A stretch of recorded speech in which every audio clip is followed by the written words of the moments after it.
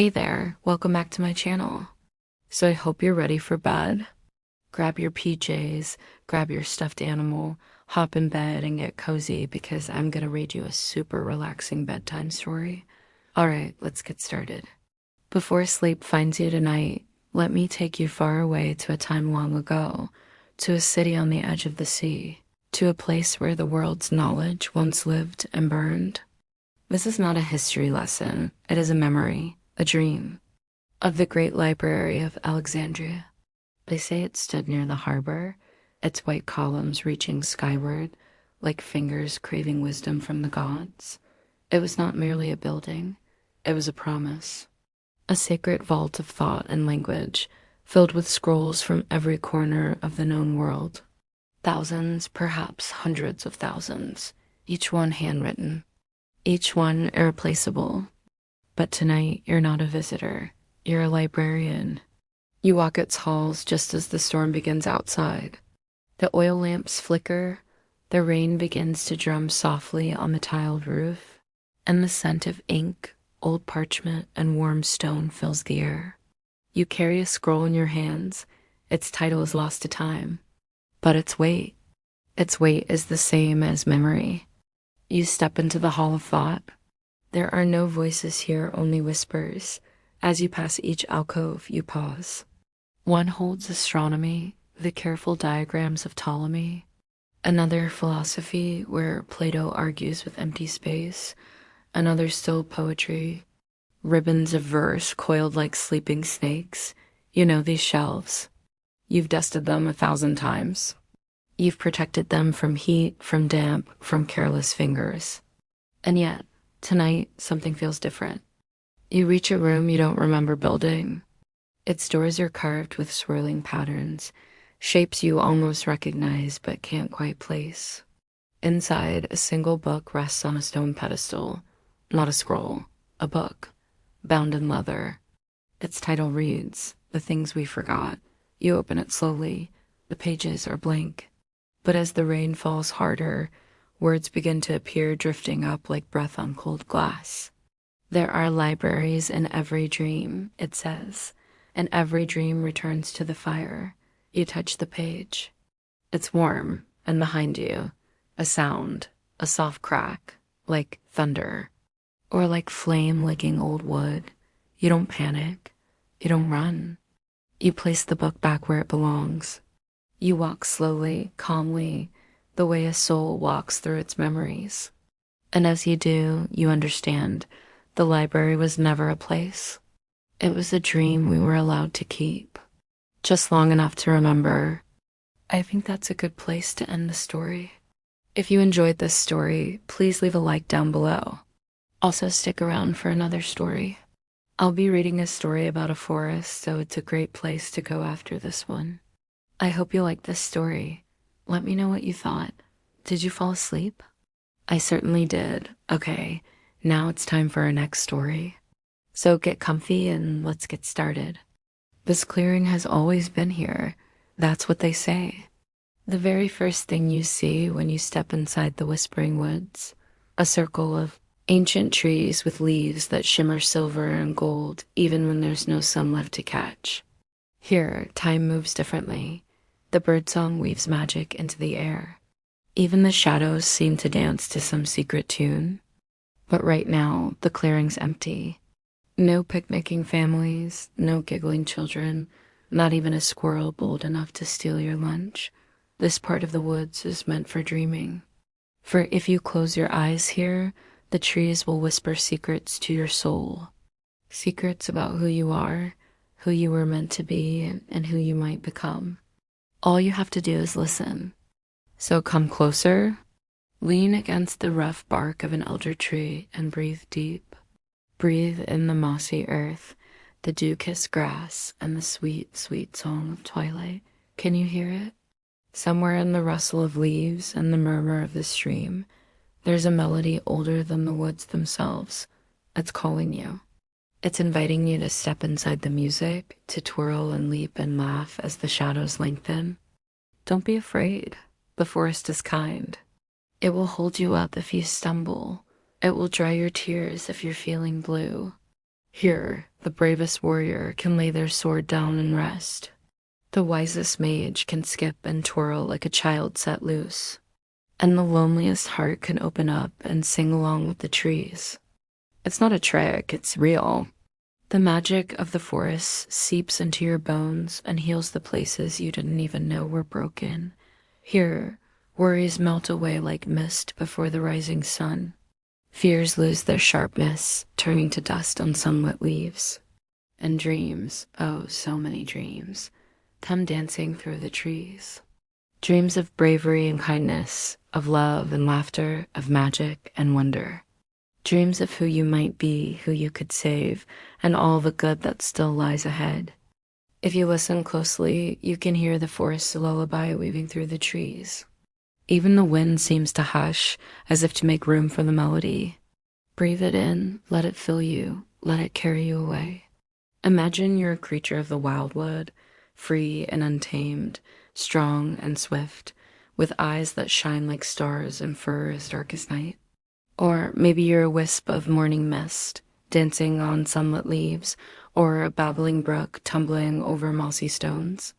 Perhaps you're a tree yourself, reaching roots deep into the earth, branches high into the sky, sheltering all who seek your shade. Whatever you imagine, it's real here.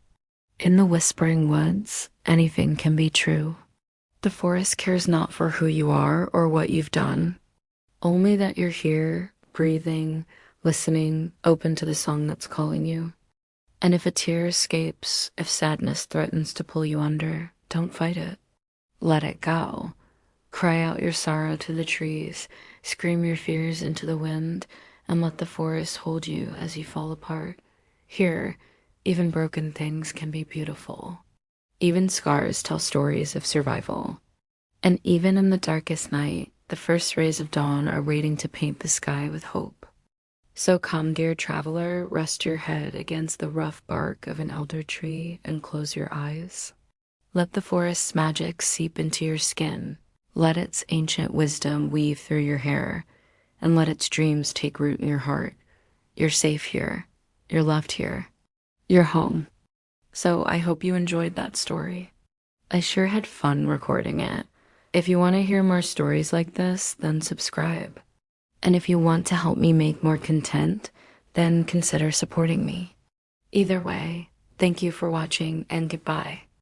Hello, my loves. Welcome back to our channel. I'm your storyteller. Now snuggle in tight because tonight we are off to the stars. Our story is a tale of love, loss, longing, and a whole lot of starlight sprinkled with a little bit of magic. So grab your blankets, turn down your lights, relax, unwind, and get ready for our galactic adventure. And don't forget to stay until the end.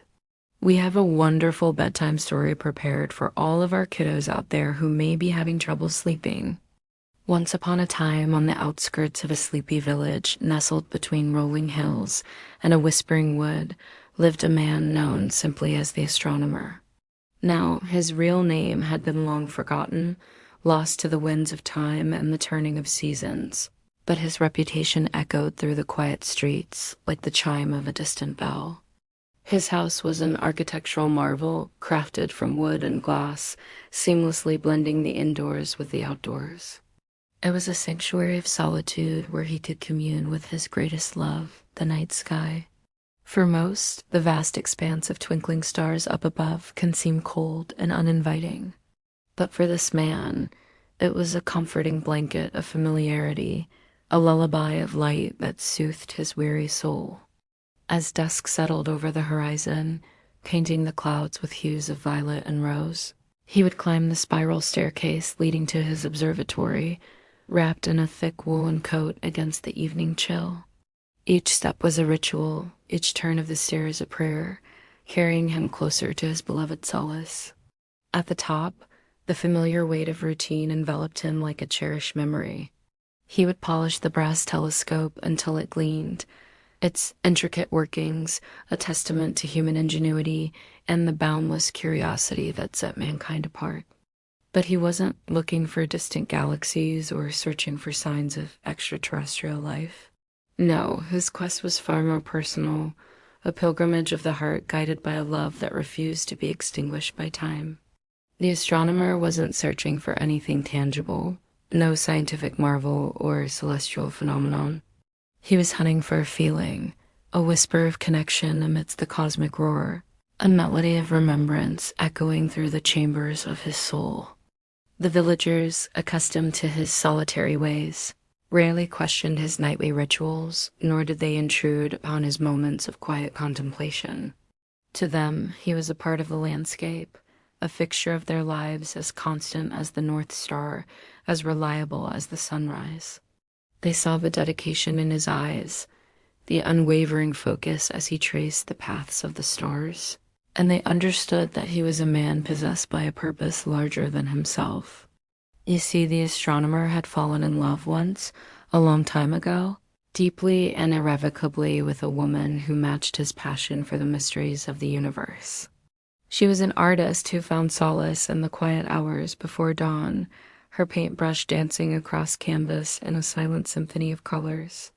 Her world was filled with whispers, not of wind through leaves or birds in flight, but of dreams taking shape in the depths of her soul. Her name was Luna, and she had a peculiar habit of whispering her dreams into empty jars, preserving them as if they were fragile, precious gems.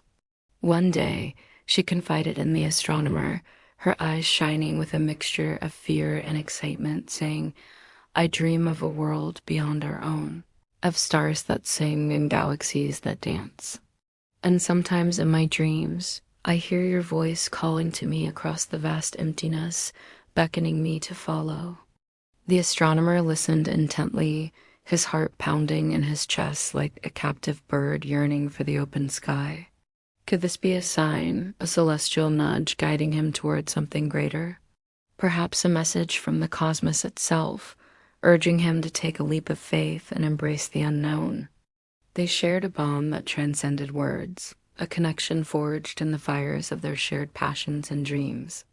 Their love story wasn't a grand spectacle of public displays of affection or passionate declarations.